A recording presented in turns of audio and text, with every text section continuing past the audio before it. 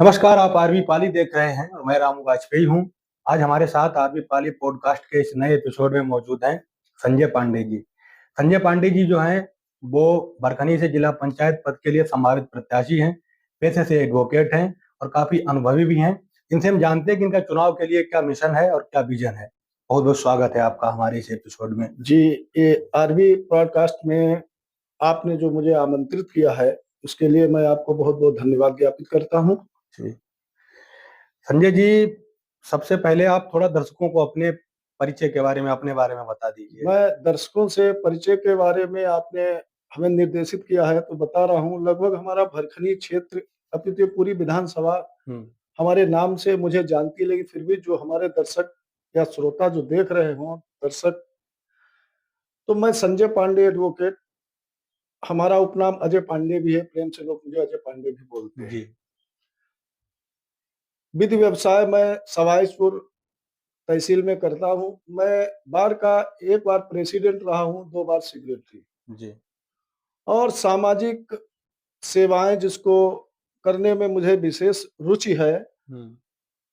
और उसी के साथ साथ मैं ये आपके ग्राम पंचायत चुनाव के माध्यम से समाज की सेवा करने का प्रयास कर रहा हूँ। जी। अभी आप पंचायत चुनाव के लिए भी मन बना रहे हैं।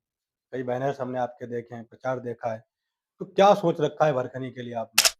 जी, मन क्या, ये तो मैं पिछली पंचवर्षीय से बराबर क्षेत्र में भरखनी क्षेत्र में लगा हुआ हूँ। जी।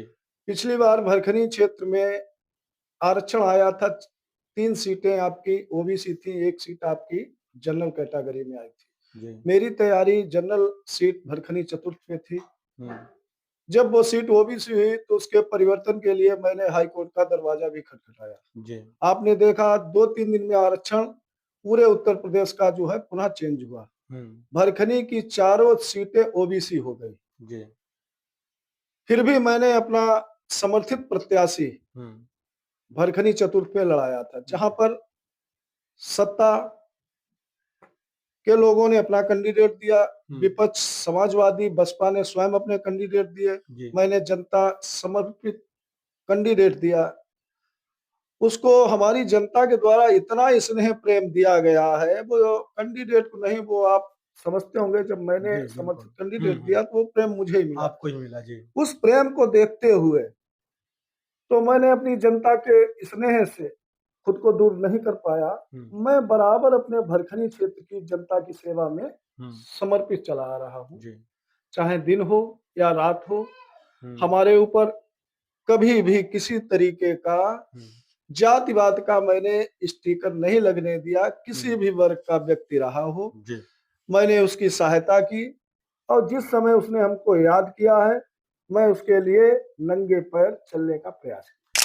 अभी आपने बताया कि आप अधिवक्ता भी हैं। अधिवक्ता के कई महत्वपूर्ण पदों पर आपने कार्य भी किया है। वर्तमान में भी आप कार्य कर रहे हैं। तो अधिवक्ता से जिला पंचायत इलेक्शन लड़ना, ये कहानी कैसे शुरू हो गई? क्या अधिवक्ता और नेता जी दोनों एक दूसरे के पहलू होते हैं। आपने देखा होगा राजनीति में अधिकतर अधिवक्ता ही अच्छे कुशल राजनीतिक होते हैं। बिल्कुल, कानून के जानकार भी होते हैं। कानून की जानकारी भी अधिवक्ताओं को होती है।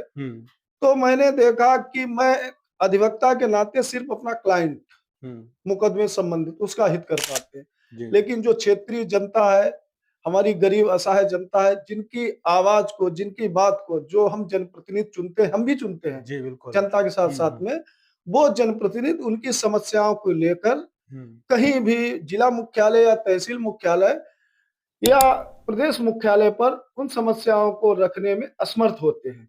जब उनसे बात करते हैं हम लोग कि आपको मत दिया था, आपने विकास कार्य नहीं किया, आपने जन समस्याओं को नहीं रखा, तो उनका कहना होता वकील साहब हमारी कोई सुनते ही नहीं। तो मैंने इन बिंदुओं पर विचार किया कि ईश्वर ने जो आपको दिया है, एक तो ईश्वर ने आपको अधिवक्ता बनाया, समाज का सबसे विद्वान व्यक्ति, जो समाज कहती विद्वान है अधिवक्ता।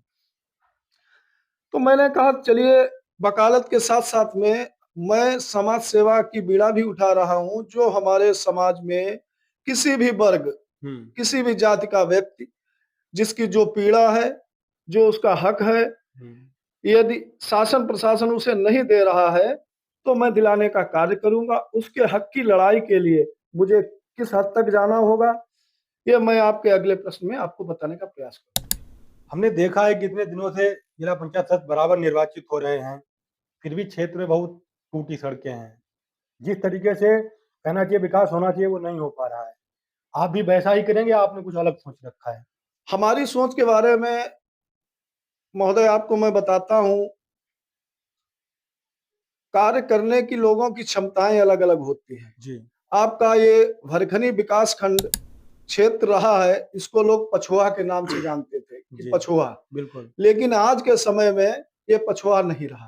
जी। आपने देखा होगा काफी हाँ, विकास काफी कार्य हुए, विकास भी हुए हैं। जी। सड़कें बनी हुई हैं, विद्यालय बने हुए हैं, स्वास्थ्य केंद्र भी बने हुए हैं, लेकिन फिर भी कुछ ऐसे क्षेत्र हैं जहां पर हमारे जनप्रतिनिधि लोगों का नजर ही नहीं गई। जी। और उस विकास कार्य को देखते हुए हमारी नजरें जहां तक पहुंची है, मैंने पूरा प्रयास करने किया है। क्योंकि जब मैंने प्रत्याशी को लड़ाया था, प्रत्याशी हमारा बहुत अच्छे मत पाकर डिफीट हुआ, तो मैंने उसके बाद 2021 में ही निर्वाचन की गणना होने के तत्काल बाद एक धरना प्रदर्शन किया, जिसमें मैंने लिखा था रोड नहीं तो वोट नहीं, विधानसभा चुनाव से पूर्व। बिल्कुल।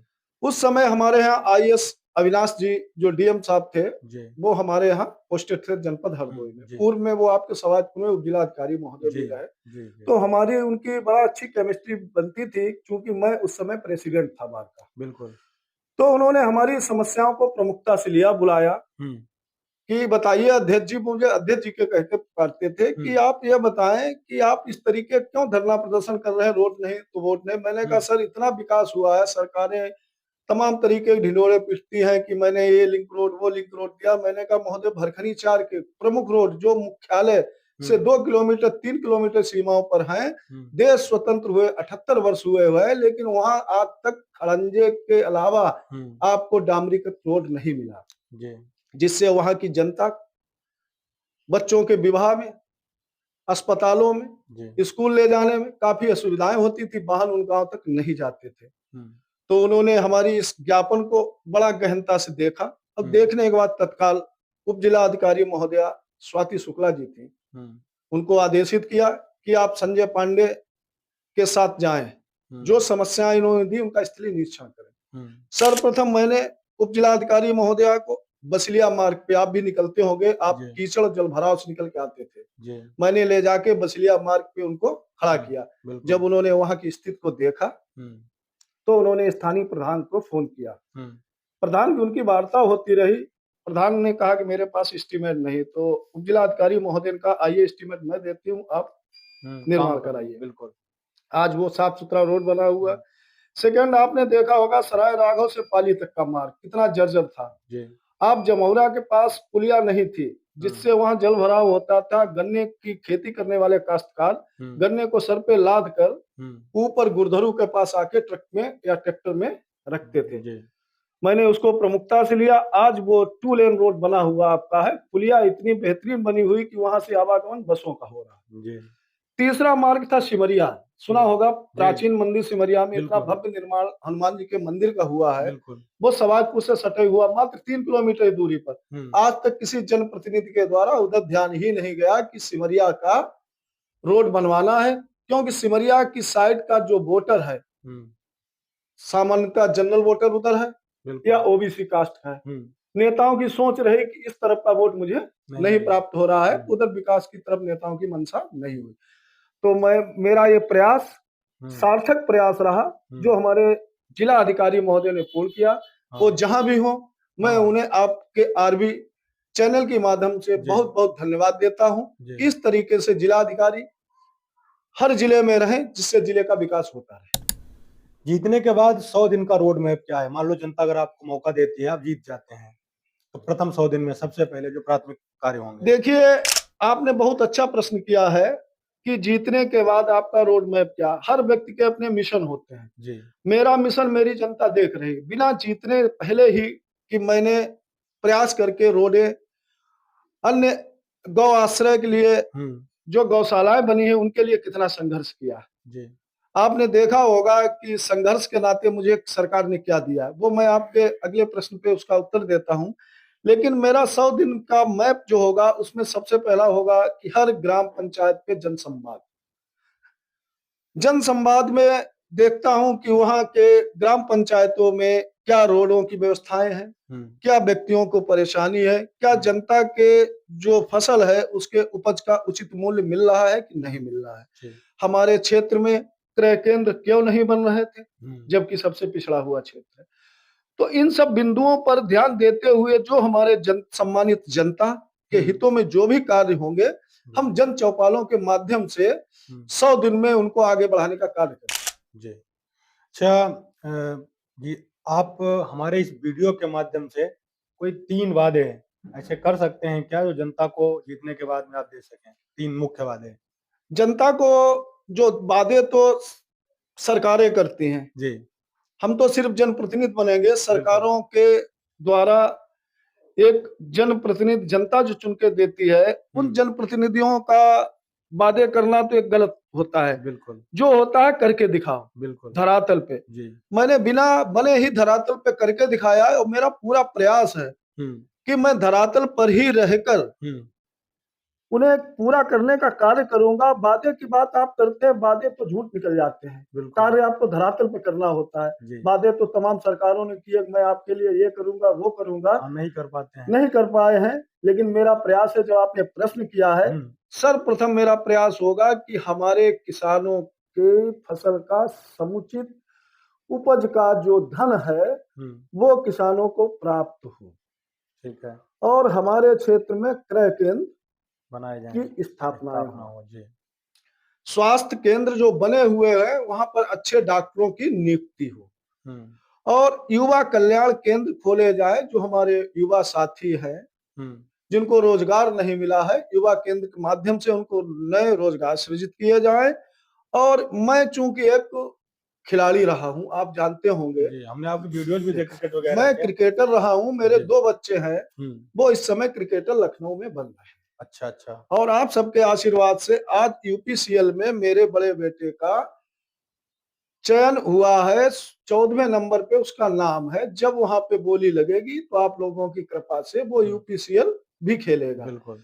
तो मैं खेल कूद की तरफ विशेष ध्यान देता हूँ। हम अपने क्षेत्रों में मिनी स्टेडियम बनवा के जितना समय होगा अपने युवाओं बच्चों के बीच उन्हें प्रशिक्षित करने का भी कार्य करूंगा। और जो रोडें हैं हमारे क्षेत्र की, उनकी मरम्मत करवाने का काम करूंगा। इसीलिए मैं ऐसा कोई आपने जनप्रतिनिधि चुनाव लड़ने वाला नहीं देखा होगा जो घर घर द्वार द्वार तक जाए। मैं अपने भरखरी के समग्र गांव की हर ग्राम सभा में घर घर गया हूँ, गांव की सड़कों को देखा, व्यवस्थाओं को देखा। तो मेरे दिमाग में एक रोड मैप बन चुका है कि जीतने के बाद मुख्य कार्य क्या है कि जिन गांव से दूसरे गांव तक संपर्क मार्ग टूटे पड़े हुए हैं, जैसे कि हमारे शाहजहानपुर से भोरापुर मात्र 500 मीटर की दूरी है, आप शाहजहानपुर से भोरापुर पहुंच सकते हैं। लेकिन वर्तमान जनप्रतिनिधियों को इसकी तरफ कोई ध्यान नहीं जा रहा है। क्यों? वो वहां से निकलते नहीं, वो सीधे रोडों से निकलते हैं। मैं गलियों में जा रहा हूं तो मेरी प्राथमिकता में इस तरीके से जिस गांव की दूरी 10 किलोमीटर आपको जानी पड़े, यदि 500 मीटर में ही वो पहुंच सकता है तो सर्वप्रथम वो काम वरीयता में किए जाएंगे। हमने देखा था कि भाई जब अपने यहाँ पे बाढ़ आई थी तो बाढ़ प्रभावित इलाके में भी आपने काफी सक्रिय सहयोग किया है, लोगों की मदद की है। क्या सोचते हैं? देखिए महोदय, मदद करना तो हमारा परम धर्म है जी।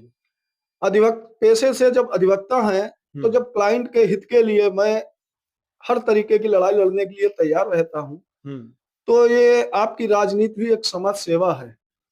धन के लिए आप जहाँ धन देखेंगे वहां आप सेवा नहीं कर पाएंगे। बिल्कुल सही बात। तो मैं समाज सेवा की हैसियत से उतरा था। जब सैलाब आया, पता चला कि हमारे क्षेत्र में सैलाब से नुकसान हुआ है, तो मैं स्वयं के वाहन से निकला, जाके जल भराव में भी गाड़ी लेके गांव गांव, दहिरापुर है, मड़ैया है, सराय राघव है, संग्रामा है, सलौनी है, जो गांव बाढ़ग्रस्त थे, सभी गांव का मैंने निरीक्षण किया। करने के बाद मैंने तत्काल उप जिलाधिकारी महोदय व तहसीलदार महोदय को अवगत कराया है कि हमारे क्षेत्र में फला फला गांव में फसलें जलमग्न हुई हैं, जिससे हमारी जनता का नुकसान हुआ। तो उनके द्वारा आश्वासन दिया गया, वकील साहब आप हमें सूची बना के दें, मैं उनका मुआवजा, उनको उचित मुआवजा दिलवा सकूं। बिल्कुल। मेरा प्रयास रहा कि जिन लोगों का नुकसान हुआ मैंने सूची लेखपाल के माध्यम से बनवा के उप जिला अधिकारी महोदय को दी। सभी काश्तकारों को जैसा जिसका नुकसान हुआ वैसी उसकी भरपाई हुई है, सरकार के द्वारा उसको पैसा दिया गया है। और आगे भी हमारा यही प्रयास है कि मेरी जनता को जो भी परेशानी होगी उसके लिए संजय पांडे सबसे आगे आके खड़े होंगे। अच्छा, अभी आपने जिक्र किया कि कई कई काम आप कर चुके हैं, ब्राह्मण समाज से आते हैं, तो कई बार ऐसा होता है कि जब हम लोग काम करें तो आरोप भी प्रत्यारोप होते रहते हैं। क्या आप पर अभी कोई ऐसा जाति बात का तो आरोप नहीं लगा? देखिए महोदय, आरोप प्रत्यारोप ये समाज है। भगवान राम पर भी आरोप लगाए गए थे। आरोप लगाने वाले लोग कभी नहीं चले जाएंगे, लेकिन अपना प्रयास खुद का होना चाहिए। समाज सेवा, समाज किसी एक जात की नहीं होती, समाज सभी वर्गों से मिलकर बनती है। हमारा सभी वर्गों से उतना ही स्नेह है जितना ब्राह्मण समाज से। मैं किसी वर्ग विशेष को लेकर सेवा नहीं करता हूँ। मुझे जिस व्यक्ति में कोई समस्या दिखाई पड़ती है तो मैं सबसे पहले आके पहुंचता हूं उसके पास। उस व्यक्ति से मैंने कभी उसकी जाति नहीं पूछी, सिर्फ अपनी सेवा पूछी, भाई बताइए कि मैं आपकी क्या सेवा कर सकता हूँ। तो जो भी मुझे उचित लगा मैंने उसकी उचित सेवाएं की। और आगे भी संकल्प भी हमारा यही है कि राजनीति में जिस व्यक्ति के आगे जाति धर्म आया तो उस व्यक्ति को राजनीति नहीं करनी चाहिए। राजनीति करने के लिए आपको जाति धर्म अलग रख के सेवा की भावना से यदि आप आते हैं तो आप हर वर्ग की जाति के अंदर आप स्नेह प्रेम से उसके दिल में अपना घर बना सकते हैं, अन्यथा की स्थिति में आप नहीं बना सकते, सीमित समय के लिए राजनीति कर सकते। बिल्कुल। जानकारी मिली है कि आपने आवारा पशुओं का मुद्दा उठाया था, उस संबंध में 22 फरवरी को प्रशासन के द्वारा आपके ऊपर मुकदमा भी पंजीकृत किया गया, क्या ये सही है और क्या पूरा वाकया? ये बिल्कुल सत्य है। ये घटना आपकी 22 फरवरी 2024 की है, जब हमारे क्षेत्र सराय राघव संग्रामा है और आपका हरन खुदा है, जमौरा है, ये बेल्ट लगभग आप भी जानते होंगे। यहाँ के काश्तकार 300-400 काश्तकार तहसील में गए। उससे पूर्व में भी आवारा पशु जो देखते हैं, अन्ना पशु जिन्हें हम आप बोलते हैं, छुट्टा घूमते हैं, उससे किसानों को रात रात को जाग कर अपनी फसलों को रखाना पड़ता है, तब भी सुरक्षित नहीं रहती। उसमें एक संग्रामा के पास में पड़ता है पहाड़पुर में, उसमें एक सांड ने एक व्यक्ति को मार दिया था। तो वहां के लोगों ने डीएम साहब, तत्कालीन डीएम साहब थे मंगला प्रसाद जी, उनके पास गए तो उन्होंने कोरा आश्वासन देकर उप जिलाधिकारी महोदय के पास भेजा। उप जिलाधिकारी महोदय ने बीडीओ साहब के पास भेज दिया। ये सब टाला मटोली लोगों की चलती रही कि ये पकड़े जाएंगे, ये होगा, ये कार्रवाई, लेकिन कुछ नहीं हुआ। जब हमारी सम्मानित जनता तहसील आई, चूंकि मैं अधिवक्ता हूँ, जनता हित के लिए बैठा हूँ, तो जनता ने हमारे सामने बात रखी, वकील साहब ये समस्या है, डीएम साहब आए हुए, हमारी बात को प्रमुखता से रखिए। तो हमने कहा ठीक है, आप लोग बैठिए, चाय पीजिएगा। तो इतने लोगों को चाय कैसे पिलाएंगे? हमने भाई बैठिए तो थोड़ा इंतजार करिए, चाय भी आप लोग पीजिएगा, तब तक हम आपका ज्ञापन तैयार करवा रहे हैं। मैंने ज्ञापन तैयार करवाया। ज्ञापन तैयार करके हम लोग जा ही रहे थे ज्ञापन देने के लिए महोदय जी को। तो वहां जनता जो 300-400 जनता थी, उसके साथ तहसील परिसर में जो भी व्यक्ति थे, भीड़ देखते आप अमूमन लोग आ ही जाते हैं। तो वहां कुछ लोगों ने किसान एकता के नारे लगा दिए, किसान एकता जिंदाबाद। तो इसमें भी कोई गलत नहीं हुआ था। मैं आपके चैनल के माध्यम से कह रहा हूँ, जो अगर किसी ने किसान एकता के नारे लगा दिए, क्या ये गलत था? ये हमारा कृषि प्रधान देश है। बिल्कुल। इतने में हमारे तत्कालीन जिलाधिकारी महोदय मंगला प्रसाद जी इतना बौखला गए थे, वो भरे तहसील दिवस से अंदर से उठ के अकेले भाग के आ गए और हाक टाक करने लगे। सैकड़ों लोग इसके प्रत्यक्ष गए। तो मैंने कहा कि आप हाक टाक नहीं कर सकते। तो उन्होंने कहा चलिए अंदर चलिए। तो मैंने कहा चलते हैं सर। अंदर गए तो अंदर जाके हाल की मीटिंग की कुंडी बंद कर ली गई। तो हमसे बोले कि आप नेता नगरी करते हैं, आप पे मुकदमे लिखवा देंगे। तो हमने सर, लोकतंत्र में जनता की बात रखने के लिए आपको नेता नगरी दिखाई पड़ रही हो तो आप हम पे मुकदमे लिखवा सकते हैं। फिर उन्होंने हमारे एसपी महोदय का इनको गिरफ्तार करिए। एसपी महोदय ने तो नहीं गिरफ्तार किया। इंस्पेक्टर साहब बढ़े तो मैंने उनको समझाया। इसी बीच में कांस्टेबल ने हमारा हाथ पकड़ लिया, तो मैंने हाथ को झटक दिया। मैं चैनल पे वो नहीं कहना चाहता हूँ क्या मैंने किया। उसके बाद में इनका प्रशासनिक अमला से हाथापाई होने लगी। तत्कालीन डीएम साहब इतना डर गए कि उन्होंने पीएससी को सवाजपुर में बुला लिया और बुलाने के बाद जनता को हटाया, जनता हटी। उसके बाद इन्होंने संबंधित एसएचओ को बुलाकर उनको पार्टी बनाकर हमारे जैसे 10 अधिवक्ताओं पे मुकदमा पंजीकृत रहा है, उसमें मैन अधिवक्ता मुलजिम मुझे रखा जी। और ये कहा कि आप नेतागिरी करते हैं, ये फल आप लीजिए। तो मैंने कहा ठीक सर, आपका स्वीकार है। फिर उसके बाद जिलाधिकारी महोदय यहाँ से चले गए जिले पर और ये मुकदमे चलते रहे। मुकदमों के बाद विवेचक आया तहसील में कि सर आपके नाम निकाल देंगे, आप काश्तकारों के नाम दे दीजिए। मैंने कहा मैं काश्तकारों की हक की लड़ाई लड़ रहा हूँ, ये आपसे किसने कह दिया कि मैं काश्तकारों का नाम दे देता हूँ, हमारा नाम आप रहने दीजिए, मैं आपसे लड़ाई लड़ सकता हूँ। संबंधित एफआईआर को उठा के मैं हाई कोर्ट चला गया, पूरी एफआईआर के विरुद्ध मैंने स्टे कराया। आज भी उसी जनता की लड़ाई को मैं लड़ रहा हूँ, मैंने अपनी जनता को परेशान नहीं किया। यही हमारा एक संकल्प वादा है कि मैं अपनी जनता को परेशान होते नहीं देख सकता। डिजिटल युग आ गया है तो डिजिटल इंडिया के तहत परखनी के लिए कोई सोच रखा है आपने? देखिए, डिजिटल युग के बारे में आज के समय में आप देख रहे हैं, सभी व्यक्ति एंड्रॉइड फोन चला रहे हैं। लगभग आप जानते हैं एंड्रॉइड फोन सबको चलाना आता है, छोटा बच्चा भी आप घर में वो भी चला लेता है। लेकिन एंड्रॉइड फोन चलाने के साथ में व्यक्तियों को ये नहीं मालूम है कि ये हमारी अर्निंग का भी साधन है, इससे हम क्या क्या कर सकते हैं घर बैठे। तो इसके लिए ऑनलाइन बैंकिंग भी आपके मोबाइल से ही चलती है। तो जो मैंने आपसे कहा, जो जनसंवाद होंगे, जो ग्राम पंचायतों पे बैठकें होंगी, उसमें लोगों को जागरूक किया जाएगा कि आप मोबाइल से क्या क्या कर सकते हैं, क्या आपकी शिक्षा व्यवस्था इससे किस तरीके से आगे बढ़ेगी। और जिन व्यक्तियों को नहीं आता है, उनके हर परिवार से एक व्यक्ति को कंप्यूटर के बारे में ज्ञान देने का प्रयास किया जाएगा कि आप ऑनलाइन बैंकिंग व्यवस्था को कंप्यूटरीकृत के माध्यम से किस तरीके से संचालित करें। ठीक है जीतने के बाद आरोप लगना काफी आम बात है, हालांकि ये सवाल हम पूछ भी चुके हैं, तो पारदर्शिता के लिए क्या करेंगे? देखिए, जब आपके साथ जनता होती है, जनता आपको मत देती है, जब सम्मानित जनता आपको मत देकर निर्वाचित करती है, उसमें कुछ व्यक्ति ऐसे होते हैं, 100 में 2-4% व्यक्ति, उनका सिर्फ यही प्रयास रहता है पूरे जीवन अच्छे कार्य को भी बुरे में तब्दील करना। ठीक है। प्रत्यारोप लगाते रहते हैं। जो आपके कार्य जो आप करेंगे वो स्वयं उनको दिखाई देंगे। आपने जो प्रश्न हमसे किया है कि आरोप लगेंगे, उन आरोपों का जवाब स्वयं हमारी जनता उन्हें देगी जो आरोप लगाएंगे। बिल्कुल। मेरे द्वारा किसी तरीके का किसी भी व्यक्ति पर आरोप लगाना गलत होगा। व्यक्ति यदि आरोप लगाता है, ये उसकी मंशा होगी कि पांडे जी पर आरोप हम क्यों लगा रहे हैं। आरोप लगाने से पहले वो हमारे कार्यों को देखेगा, हमारी शैली को देखेगा, स्वयं में वो अपना आत्ममंथन करेगा कि अभी तक आपने देखा होगा कि हमारे क्षेत्र की जनता के आरोप लगते थे, वो लाजमी आपके चैनल से मैं कह भी रहा हूँ, सही कह रहा है। कि कोई भी जनप्रतिनिधि जो जिला पंचायत मेंबर बना है, उसने जीतने के बाद या चुनाव लड़ने के बाद आज तक, जब तक इलेक्शन नहीं आता, क्षेत्र में जाकर जनता को अपने चेहरे नहीं दिखाए हैं। बिल्कुल।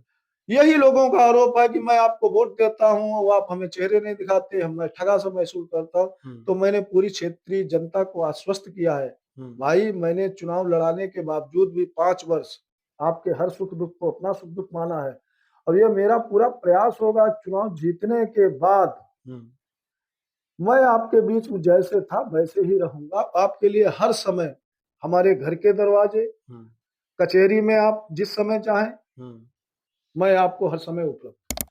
बरखनी क्षेत्र की सबसे बड़ी एक समस्या जो आपको लगती हो? बरखनी क्षेत्र की सबसे बड़ी समस्याएं तो बहुत हैं, हालांकि इस समस्याओं का निराकरण भी स्थानीय एमएलए साहब ने बहुत अच्छा किया है, बहुत विकास कार्य किए हैं। मैंने कहा पछुआ कहा जाता था, लेकिन अब पछुआ नहीं लग रहा है। मुझे भी क्षेत्रों में रोडों से निकलना पड़ रहा है, देखते बहुत अच्छी अच्छी रोडें बनी है।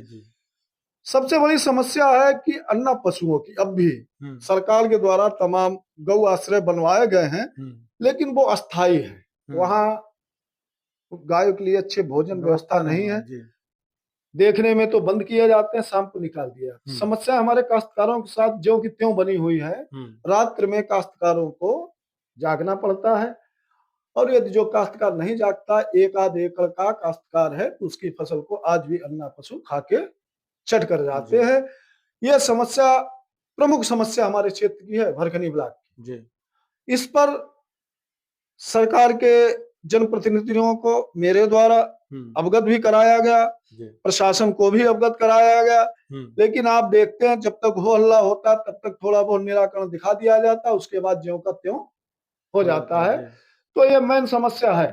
ठीक है। अच्छा, कई सारे प्रत्याशी होते हैं मैदान में, आप अकेले तो होंगे नहीं, तो जनता आपको ही क्यों वोट करे? देखिए, जनता आप भी है, जनता हम भी है जी। मान चलिए थोड़ी देर के लिए मैं प्रत्याशी हूँ, व्यक्ति के कार्य को जनता देखती है।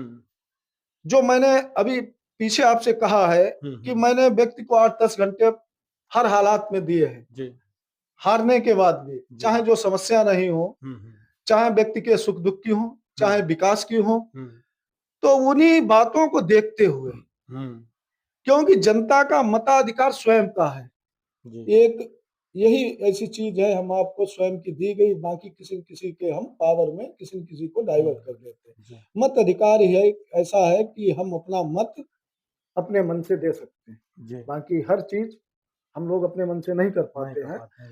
तो जब जनता के साथ आपने किया है, जनता के हर वादे को पूरा किया, जनता के साथ रहे हैं, जाति विशेष को ध्यान में नहीं दिया है कि आप एकदम, लोग कहते हैं फला वर्ग का व्यक्ति लड़ रहा है, फला व्यक्ति को होगा, चूंकि लोगों ने किया है। हमारे यहाँ स्थानीय जनप्रतिनिधि हैं इस समय जो सिर्फ अपनी जाति को ही वैल्यू देते हुए अन्य को वैल्यू देना उचित नहीं समझते थे।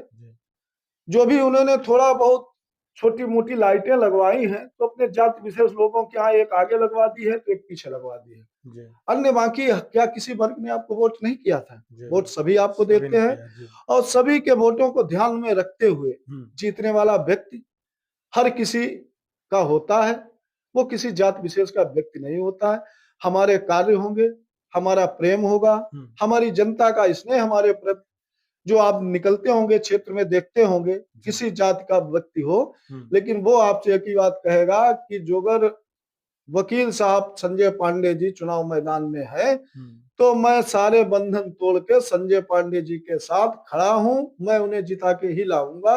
और जब वो इतना संकल्प लिए हैं, तो हमारा भी संकल्प ये है कि हमारे क्षेत्र की जनता का कोई भी कष्ट है, वो संजय पांडे जी अपने सर पर उठाने का कार्य करें। अंतिम सवाल है आपसे हमारा, अंत में जो है श्रोताओं को क्या संदेश देना चाहते हैं हमारे इस वीडियो के माध्यम से? अंतिम सवाल है। श्रोताओं को संदेश देना कि श्रोताओं ने जो हमें सुनने का आपके चैनल के माध्यम से समय दिया है, मैं सभी श्रोताओं को बहुत बहुत साधुवाद देता हूं। क्यों? श्रोता ही एक ऐसी व्यवस्था है जो आपने चैनल के माध्यम से प्रसारित करेंगे, इस प्रसारण को हमारे श्रोता ही घर दरवाजे या दूरस्थ गांव के व्यक्तियों तक पहुंचाने का कार्य करेंगे कि हमारा जनप्रतिनिधि जिसको हम बनाने जा रहे हैं, उसके अंदर क्या अच्छाइयां हैं, क्या बुराइयां हैं। हमारे ऐसा नहीं कि हमारे अंदर बुराइयां नहीं, हर व्यक्ति के अंदर बुराइयां होती हैं। बिल्कुल। तो उन अच्छाई बुराई को हमारा श्रोता कहेगा और उससे मुझे प्रेरणा भी मिलेगी। तो मैं सभी अपने श्रोताओं को बहुत बहुत धन्यवाद देता हूं कि आपके इस चैनल के माध्यम से उसने हमारे लिए ये अपना प्रमुख समय निकाला है, और निकालने के बाद हमें अपना आशीर्वाद प्रदान किया है। उस आशीर्वाद के माध्यम से मैं आगे बढ़ूंगा और आगे बढ़ के अपने व्यक्तियों की सेवा करने का प्रयास करूंगा। उसके साथ में हमारा एक नारा होगा, आपका विकास मेरी जिम्मेदारी होगी, अब होगी विकास में सबकी भागीदारी, विकसित गांव खुशहाल किसान, यही हमारी असली पहचान। ठीक है, बहुत बहुत धन्यवाद हमसे जुड़ने के लिए, हमसे बातचीत करने के लिए। हमारे साथ में अधिवक्ता जिला पंचायत सदस्य पद के संभावित प्रत्याशी संजय पांडे जी, जिनसे हमने तमाम बातचीत की। देखते रहिए आप ही पाली, जल्दी हाजिर होंगे एक नए वीडियो के साथ। धन्यवाद।